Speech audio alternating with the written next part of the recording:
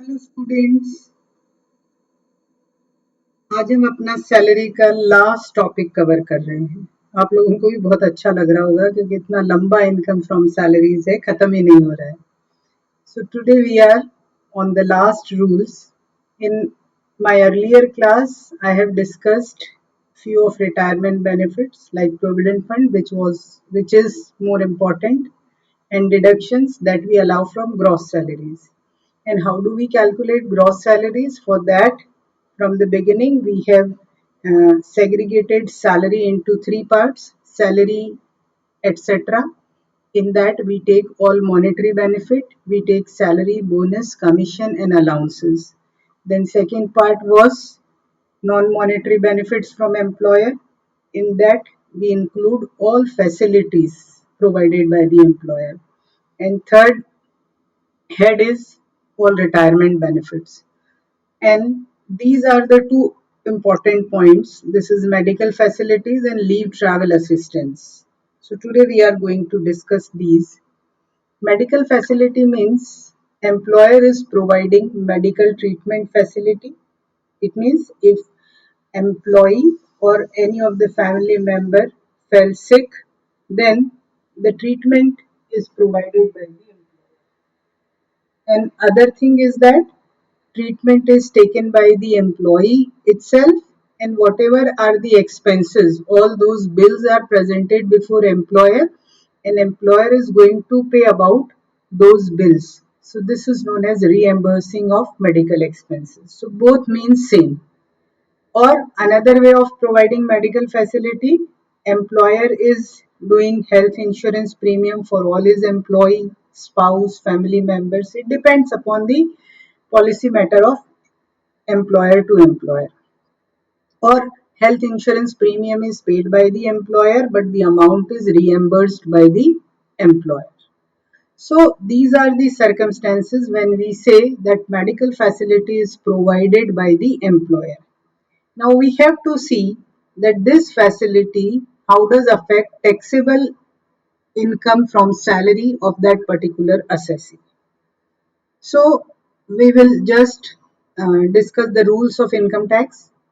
If the medical treatment of employee and the family members is taken any hospital owned by the employer, we know there are some big employers, they have their big infrastructure, they have their own hospital also.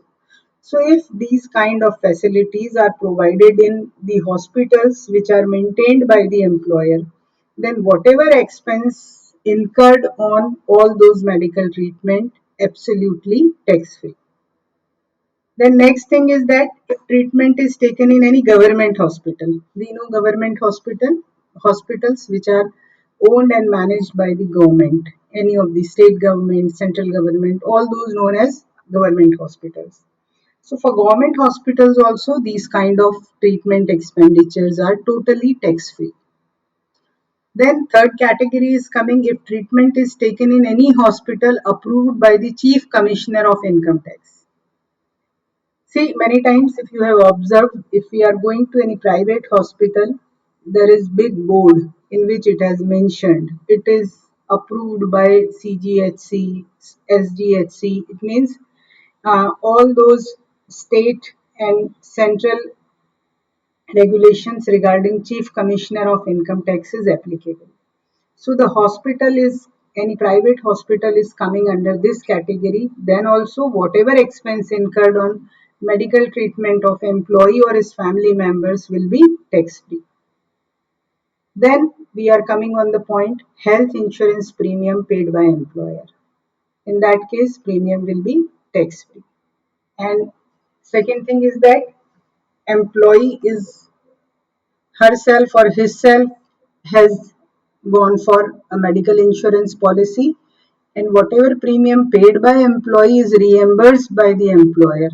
In that case also that amount is tax free.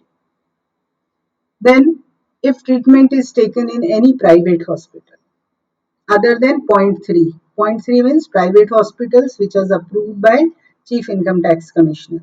So other than that, any private hospital is there and assessee has taken treatment in that hospital. in that condition, whatever amount incurred by employer is a, was a facility for the employee, but while calculating taxable income, that part will be added in taxable salary of the assessee. Now for here, family means assessee, spouse, son and daughter. See here no restriction, whether dependent son, whether independent son, whether unmarried daughter, married daughter, hence son and daughter at every case, but parents of assessee, they will be included if they are dependent on assessee. Then brother and sister of assessee will also be part of family for this rule. Again, if they are dependent on assessee. Now, if the medical facility is taken outside India and payment is made by employer, sometimes it happens that there is some chronic disease or people feel that this can be treated in any specific hospital out of India very well, then they maybe proceed to that. Now, in that case, if the medical treatment taken in foreign is again paid by employer, then also we have to see how much it is going to affect the taxable salary of the assessee. So, regarding medical treatment expenses will be totally tax free. So, whatever amount employer paid for surgery, medicine, regarding the treatment outside India, all expenses will be tax free. Then, stay abroad expenses for two persons. Suppose assessee's wife got ill, assessee, wife and one children. Three person went abroad for the treatment and their staying expenses are paid by the employer. Now rule says only two persons payment will be tax free. So now here employer has paid payment for persons. So one person's payment will be taxable, but two persons as per rules will be tax free. Then we are coming on traveling abroad expenses. India से बाहर जाने के travelling के जो expenses हैं उसमें भी यही है कि सिर्फ दो लोगों के एक्सपेंसेस टैक्स फ्री होंगे, दो से ज्यादा का हुआ तो टैक्सेबल होगा. अब ये जो तीनों पेमेंट है, all these three payments are regarding in foreign currency. See because all payments made abroad, so whatever abroad we paid, they are all are known as payment made in foreign currency. So this is rule in India, whatever payment made in foreign currency should be permitted by RBI. So all these expenses will be tax free till the limit permitted by RBI. Then travelling expenses will be tax free only when gross total income of assessee does not exceeds rupees 2 lakhs for the previous year. तो ये हमको दिया जाएगा. अगर SSC की travelling expenses को हमें tax free करना है तो हम देखेंगे अगर हमको उसकी टोटल इनकम दी हुई है और वो 2 लाख से कम है, नहीं मेंशन किया हुआ है तो हम मान के चलेंगे कम है, मेंशन किया हुआ है तो हम फिर अकॉर्डिंगली करेंगे. तो आप देखिए ये 15th इलस्ट्रेशन है आपका, इसमें पवन हमारा असेसी है, उसको उसके लिए और फैमिली के लिए मेडिकल फैसिलिटी मिली. पहला पॉइंट है expenses to the extent of 60,000 incurred treatment of his married daughter who was suffering from cancer at Rungta hospital Jaipur approved by the chief commissioner, the amount is reimbursed by the employer. तो अब married daughter कोई मतलब नहीं है, वो daughter है तो उसकी फैमिली मानी जाएगी इसके लिए, और 60,000 रुपीज जो पेमेंट किया है एम्प्लॉयर ने वो इसके लिए टैक्स फ्री होगा, पवन की टैक्सेबल सैलरी में इंक्लूड नहीं होगा. दूसरा पॉइंट है पवन और उसके कुछ रिश्तेदारों का ट्रीटमेंट किया हॉस्पिटल जो कि एम्प्लॉयर का मेंटेन्ड है. तो रूल ये है कि एम्प्लॉयर का ओन हॉस्पिटल में सारे एक्सपेंसेस टैक्स फ्री होते हैं, बट उन लोगों के जो यहाँ फैमिली की डेफिनेशन में आते हैं. तो पवन का ट्रीटमेंट टैक्स फ्री हो जाएगा 11,000. पवन के father not dependent on him, तो अब नॉट डिपेंडेंट है तो ये टैक्सेबल माना जाएगा 4,000. पवन की sister mainly dependent on him तो वो टैक्स फ्री हो जाएगा. तो यहाँ पे 11 + 8 टैक्स फ्री होगा, खाली 4,000 उसकी टैक्सेबल सैलरी में इंक्लूड होगा. फिर वो कह रहे हैं थर्ड पॉइंट में कि फॉलोइंग रिलेटिव्स का उसने प्राइवेट नर्सिंग होम में पेमेंट किया, bills were reimbursed by the employer. तो प्राइवेट नर्सिंग होम है तो प्राइवेट नर्सिंग होम में तो सारे ही एक्सपेंसेस टैक्सेबल होंगे। तो वाइफ के, मेजर सन का, डिपेंडेंट मदर का, डिपेंडेंट मदर इन लॉ, जो भी एम्प्लॉयर ने पेमेंट किए हैं पूरे आपके 8 और 4 12 16 19,500 इसकी टैक्सेबल इनकम में इंक्लूड हो जाएगा। हम इसको सॉल्यूशन में देख सकते हैं। आप देखेंगे सॉल्यूशन में 60,000 टैक्स फ्री, 11 और 8 टैक्स फ्री, 4,000 टैक्सेबल हो गया जो फादर डिपेंडेंट नहीं है, और प्राइवेट में एम्प्लॉयर ने जितना किया वो पूरा आ गया आपका। अब हम देखते हैं कि इसका फॉरेन का ट्रीटमेंट दे रखा है। Major son was held, treatment of major son was held outside India. अब क्या क्या एक्सपेंसेस हुए? मेडिकल एक्सपेंसेस हुए 85। अब नीचे आपको लिमिट दे रखी है कि लिमिट परमिटेड बाय आरबीआई 65,000। तो अगर ये लिमिट नहीं दी जाती तो मेडिकल ट्रीटमेंट के पूरे एक्सपेंसेस अलाउड होते, पर यहाँ लिमिट दे दी तो 85 में से 65 तो उसकी टैक्स फ्री हो जाएंगे, लिमिट से एक्सीड जो है वो 20,000 उसकी टैक्सेबल सैलरी में ऐड हो जाएंगे। Travelling expenses of patient and brother, तो 2 जनों का है 160। ट्रैवलिंग के लिए हमें देखना पड़ेगा कि उसकी टोटल इनकम दी हुई है, तो नीचे हमें दे रखा है his total income exceeds rupees 2 lakhs, तो ये ट्रैवलिंग एक्सपेंसेस उसके लिए टैक्सेबल होंगे, टैक्स फ्री नहीं होंगे। फिर स्टे एक्सपेंसेस हैं 2 जनों के 75,000, परमिटेड बाय रिजर्व बैंक के 70,000। तो अब ये 3 में से 160 तो पूरा डिसअलाउड हो जाए, मतलब उसके लिए टैक्सेबल इंक्लूड हो जाएगा, और जो 65 और 70 है 135 उसके लिए टैक्स फ्री होगा, और बचा हुआ 25,000 टैक्सेबल हो जाएगा। तो ये आप देखेंगे किस तरीके से हम यहाँ पर कर लेंगे। तो ये हमारा एक पॉइंट हो गया कि किस तरीके से एम्प्लॉयर जब अपने एम्प्लॉय को मेडिकल ट्रीटमेंट की फैसिलिटी देता है तो उससे उसकी टैक्सेबल सैलरी कैसे अफेक्ट होती है। अब जो नेक्स्ट पॉइंट हमें देखना है that is leave travel assistance. इसका मतलब क्या है? एम्प्लॉयर अपने एम्प्लॉय को लीव भी दे रहा है और फैमिली के साथ घूमने जाने के लिए ट्रैवलिंग एक्सपेंसेस भी पे कर रहा है। अब ये भी एक तरीके की फैसिलिटी होगी। अब हमें ये देखना है कि इसकी भी इम्पैक्ट एसएससी की टैक्सेबल सैलरी पे कितना होता है। तो इनकम टैक्स रूल्स के हिसाब से ये जो फैसिलिटी दी जाती है ये हर 4 साल के ब्लॉक में 2 बार टैक्स फ्री हो सकती है, may be exempted twice in a block of 4 years।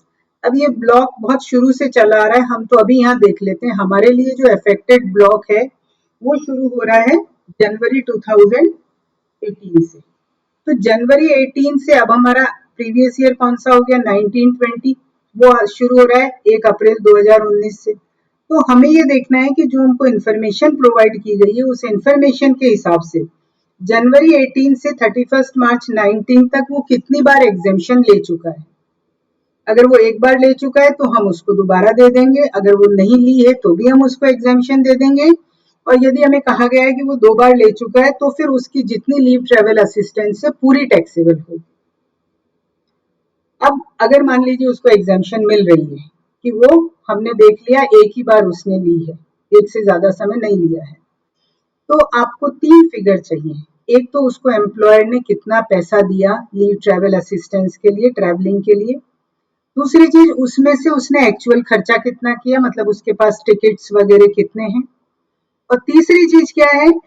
Income tax की रेस्ट्रिक्शन है कि एम्प्लॉयर तो आपको दे रहा है कि भाई एयरप्लेन में भी आप बिजनेस क्लास में जाओ और आप डीलक्स उसमें जाओ, लेकिन यहाँ पर हमें क्या करना है, जो भी डेस्टिनेशन पॉइंट है, मान लीजिए वो अपनी फैमिली के साथ अंडमान निकोबार गया, तो जयपुर से अंडमान निकोबार जाने का जो शॉर्टेस्ट रूट है वो भले घूम फिर के जाए, वो यहाँ से कोलकाता गया, कोलकाता से अंडमान निकोबार गया, बट हम यहाँ देखेंगे कि यहाँ से जो शॉर्टेस्ट वाया कोची होते हुए जो शॉर्टेस्ट डेस्टिनेशन रूट है उसका, अगर वो एयर से गया है तो इकोनॉमी क्लास एयर फेयर कितना है, अगर वो ट्रेन से गया है तो फर्स्ट एसी रेल फेयर कितना है, और अगर वो बाय रोड गया है, मान लीजिए कोई ऐसी जगह है जहाँ ट्रेन एयर नहीं जाती है, बाय रोड गया है तो डीलक्स क्लास बस फेयर। तो ये हमें दिया जाएगा, यहाँ हमें कुछ कैलकुलेट नहीं करना है, तो इससे ज्यादा उसको एग्जेम्पशन नहीं मिल सकता है। तो जो अमाउंट मिली है उसमें से इन तीनों में से जो मिनिमम अमाउंट होगी वो टैक्स फ्री हो जाएगी। यहाँ पे फैमिली का मीनिंग क्या हो जाता है, असेसी, स्पाउस, चिल्ड्रन। अब चिल्ड्रन के लिए यहाँ रेस्ट्रिक्शन है, 2 ही बच्चे यहाँ माने जाएंगे। इफ बॉर्न आफ्टर 1 अक्टूबर 98, ये रूल तब से लागू हुआ है, तो अगर उससे पहला पैदा हुए हुए बच्चे हैं तो वो इसमें आ सकते हैं। फिर dependent parents of assessee, again dependent brother and sister of assessee. तो ये हमारा लीव ट्रैवल असिस्टेंस है, जैसे भी दिया जाता है अकॉर्डिंगली हम उसको कैलकुलेट करते हैं। तो यहाँ पे अब हमारा आज सैलरी चैप्टर पूरा खत्म हो रहा है, रूल्स वगैरह हमने देख लिए। अब हम कुछ इलस्ट्रेशन करेंगे, मैं आपको क्लासरूम में पोस्ट कर दूंगी कि कौन कौन से इलस्ट्रेशन तो आप अपने आप कर सकते हैं, तो उन्हें आप अपने आप ट्राई करिएगा। फिर हम डाउट क्लास में उन इलस्ट्रेशन से रिलेटेड आपके जो भी डाउट्स होंगे उनको डिस्कस करेंगे। फिर कुछ टिपिकल इलस्ट्रेशन है वो मुझे करवाने हैं, वो हम अपनी नेक्स्ट क्लास में देखेंगे। तो होप अब आप बहुत अच्छे से सैलरी की कैलकुलेशन कर पाएंगे, और यही एक हमारा बड़ा चैप्टर था जो खत्म हो गया। मेरा टारगेट हमेशा रहता है ऑफलाइन क्लास में भी कि सितंबर से पहले सैलरी खत्म हो जाए, और ये हमारा खत्म हो गया। आज 30 सितंबर को सैलरी के हमारे रूल्स डिस्कस करने हमारे खत्म हो गए। So hope you will able to do calculations regarding all this salary thing.